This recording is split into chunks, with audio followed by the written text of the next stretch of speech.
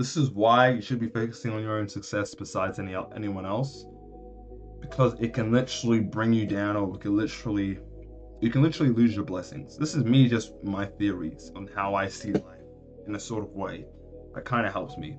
So when I see other people becoming successful or just more successful than me, I start to wonder why. Because I compare the data, I compare how much I've done to what they've done. Sometimes it's not as much as I've done. Sometimes people get there way faster than you have. And in those sort of situations, you have to be grateful because one, you all have different paths, you all have different journeys. He can go like super high up. He can just be super lucky, but he doesn't know how to keep that consistency. So he absolutely crashes and he thinks he can do it again. So if he tries doing it again, he fails and then doesn't have the persistency to continue going. If that makes sense. That's what I mean by early successes could be the greatest downfall. One. Two, obviously you learn something from it taking time. Because you learn that you have the will to continue going for years when other people can't last seconds. You understand what I'm trying to say? You have a dream that you're not going to give up on, even though you don't see no profit, no fruition from all your hard work. And that's where you'll be a different cloth from the rest, because you put in the time and effort, even though you saw nothing happening.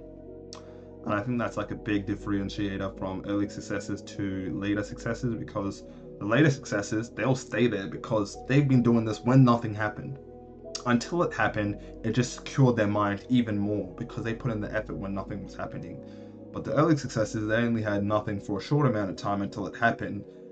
And yeah, they could just be born different as well, where they just, even if they lose it all, they're still going to continue to get it later on.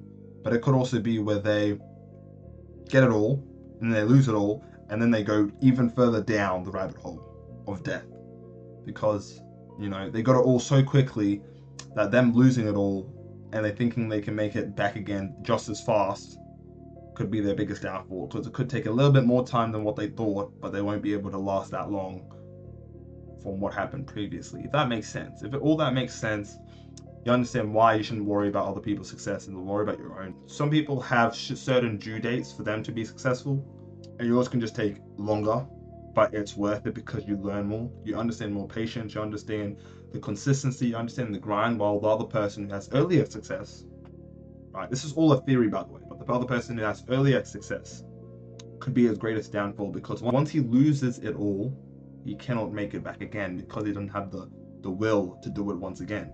And that's why winning the lottery could be your greatest downfall as well if you're not smart with it, because you don't really appreciate the money you get, right? Because once you get like $10 million, let's say, from the lottery, and let's just say after 10 years you spend all the 10 million without being really smart with it, you will be so fucked.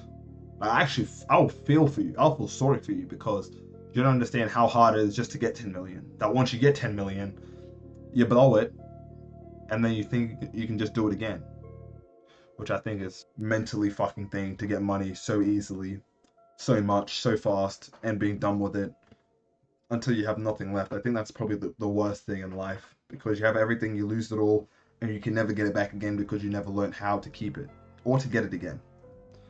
So I think that's like the greatest downfall. All the worst misery overall is just to get everything without really working through it, and then just lose it, and you wanting more of it but just never knowing how, because you got it so easily.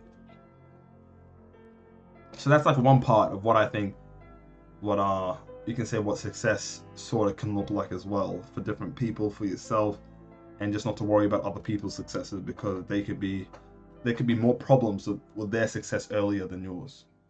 That makes sense. This is just a theory, right? By the way, this is just a theory. So don't think I'm trying to be envious or nothing, because honestly, when those situations do ever happen, I do get envious. But then again, I just realize that I have to be positive towards them, because it's like, what's the point in hating on them because they're there?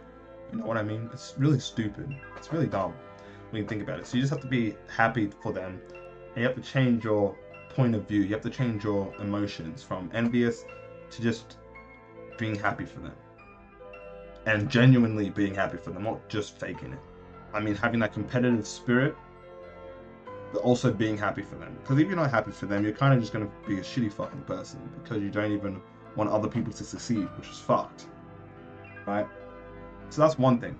The next thing is, what is success? I think success is is a bit deeper. It requires you, like in essence, this is just the summaries of it all. You conquering yourself and you conquering the world. The reason why I say conquering yourself is because you may have a drinking problem, you may have anger issues. You have to conquer all that shit. Make sure you're not dumb, you're not retarded, right? You're not doing stupid shit. Conquer all that shit. Of course you have fun here and there, but you conquer all that shit. You get closer to the Lord. You do all these things which make you a better person and try to become the best person. So you conquer all your demons, which may never ever happen, but you always try to, right? So that's one thing of conquering yourself. And I think in doing that and trying to become successful will propel you farther than other people, because they probably don't know the essence of patience and they learn it through a year, while you have already mastered that and you already understand this will take time, you know? And for conquering the world is just achieving your goals. That's really it. I say conquering the world because that's just like a more broader sense, which can be categorized for whatever your dreams are. Small things which are categorized under conquering the world is what I'm trying to say. And that's really what I think success is. And going through success and seeing other people succeed, you have to not feel envious and you have to feel good for them. And I think you just have to change your perspective. You know, you're competitive with them, but it doesn't mean you want them to fall. Right? You have to be happy. And I know I'm just yapping, but it's just things I've thought about.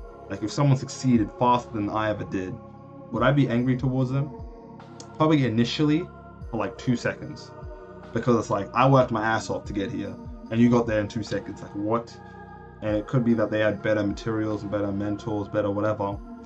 But in that case, you still have to be good towards them because they still put in the hard work. They just got there earlier. They just got lucky more. They just, whatever the case is, be good for them. Be good to them, because there's no point in them getting hate. Because I think that's just some sad behavior. It is.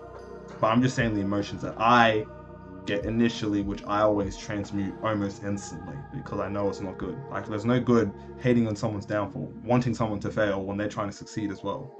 And maybe they get it further than you. It is what it is. They could have their own demons they're facing. So yeah, that's really what I thought of success, especially when you can say competing with others, which I think is a strength in itself, because if you're competing with someone, you'll do more just to stay above them or just to stay with them. Because if you have no one beside you, you'll slack off. You know, you won't care that much. But if you always have someone you're trying to beat, you'll always be putting in that extra effort.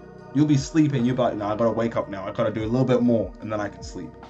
You always put in that extra effort. So that's why I think like the competitive spirit is really beneficial. And yeah, I hope you all had a good day. Trading analysis is gonna be on tomorrow.